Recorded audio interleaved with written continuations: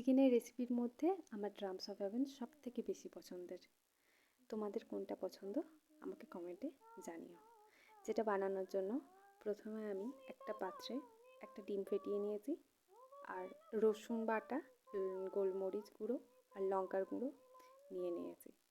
1 চামচ soya sauce দিয়ে ওটাকে ভালো করে ফেটিয়ে নিয়ে ওর মধ্যে আমি দিয়ে দেবো চিকেন। আমি আগে নুন দিইনি, কারণ আমি নুন দিলে পরিমাণ বুঝতে পারি না। সেই জন্য চিকেন দেওয়ার পর নুন দিয়ে এটাকে ভালো করে ম্যারিনেট করে 2 ঘন্টা আমি রেখে দিয়েছিলাম। 2 ঘন্টা পর আমি 1.5 টিস্পুন কর্নফ্লাওয়ার নিয়েছি। ওটাকে তেল ভালো করে গরম করে ওটাকে লো ফ্লেমে ভালো করে ভেজে নিয়েছি।